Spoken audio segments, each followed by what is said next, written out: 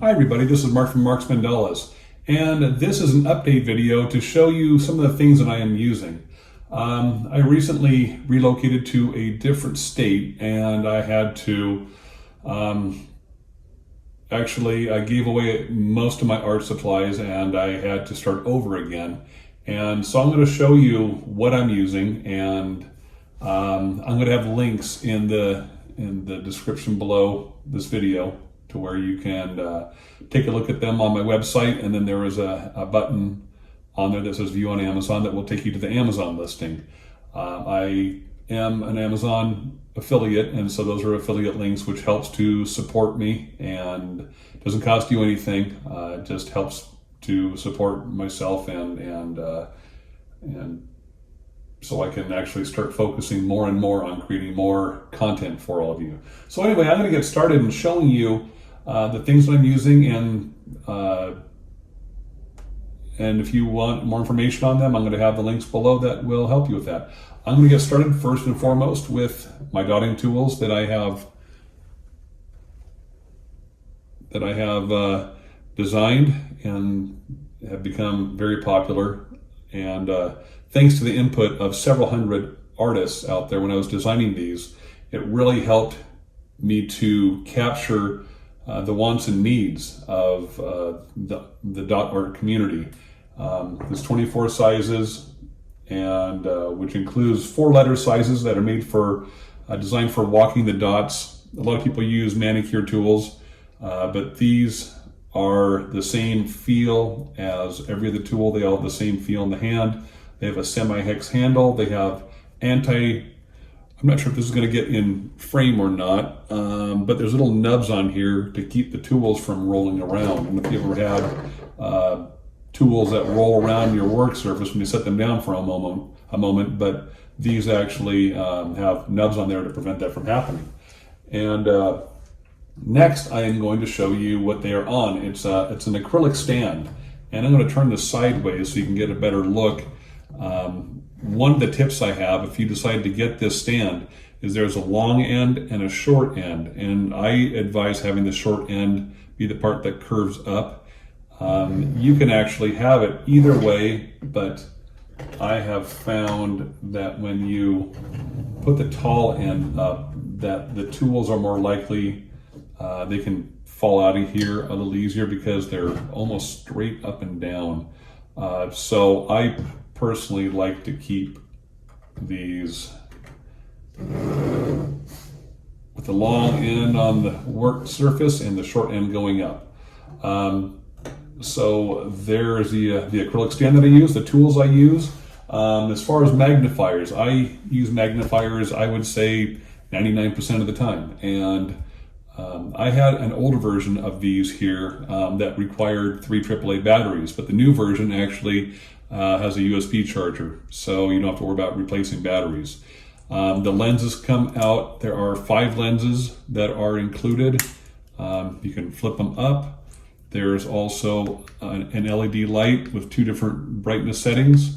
And I do find that sometimes when I'm using them that they may slide down my nose a little bit, but I have a pair of Bluetooth headphones that are over the ear, and they keep these really in place for me.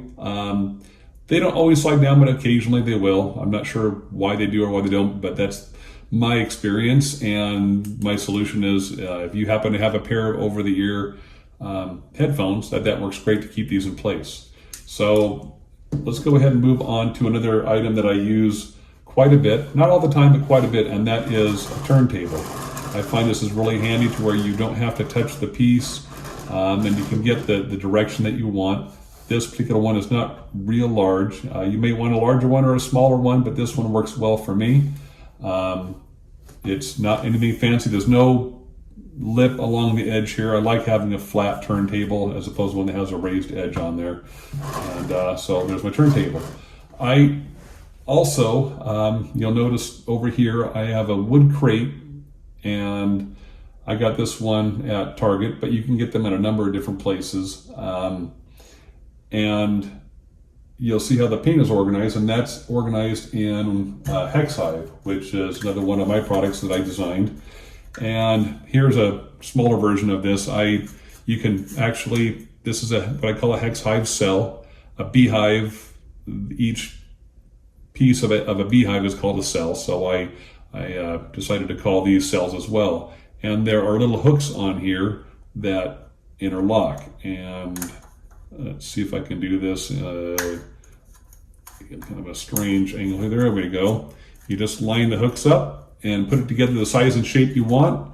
I built it to fit inside this crate, and now whenever I want to take this paint on the go, I take off everything that's on top, make sure all the paint is, I take this one out and put all the bottles of paint in there, and then I can just flip it up and carry it away to wherever I want to. If I want to take it to a paint party, if I want to relocate it, if I need to store it, it really gives me some options. And I also have a nice area on top of here to set things. And you notice I have some bottles of paint that are sitting out here, and the bottles of paint, I just wanted to show that I use different brands. This is a Deco Art and Craft Smart Premium. That's a Michaels brand. I've used the Craft Smart, the regular, and I really think it's worth the extra money for the Craft Smart Premium. This is actually the brand that I use the most. I find the consistency on average tends to work well for me. Another brand made by Plaid is Apple Barrel, and there's a couple folk art specialty ones, Color Shift and Dragonfly Glaze. And I primarily will, like so I mainly use Craft Smart Premium, but it's a matter of personal preference, what works good for what you want to do. I just wanted to show that I don't use just one brand of paint. So I've covered my paint storage, the tools, tool storage, the magnifiers. As far as if you make a mistake, it's nice to have some nice pointed Q-tips. I'm not sure if I have this on frame or not, but the pointed end is very nice. So I like to have the double end ones. So I use that shape the most, but I do also have ones that have a point on one end and then a paddle shape on the other for a little bit larger cleanup. And so it's good to have, I think, a combination of them. And versus like Q-tips are a little soft and squishy, and I find they almost spread the paint around more than ones that are more firm, like these makeup applicators. And I'm going to go ahead, and I think the last thing I have over here right now is a light. And I like to paint outdoors, but I paint indoors at least half the time. Right now I'm down in Arizona, and it's been over 110 degrees quite a few days this year. In fact, it's been a record year for days over 110 degrees. So I do paint indoors for the most part right now. And so if you need extra light, I found this is nice and small. It's portable. You can change the direction of the light. It's cordless. It's USB charged. You have a number of different settings as far as the light goes. And so you can kind of get it where you want without being too intrusive. So these are just a few of the things that I'm using, and I wanted to share them with you. I had people that have asked about some of these from time to time, and so I just wanted to do an update video on what I'm using. I hope you've enjoyed this video, and until next time, rock on.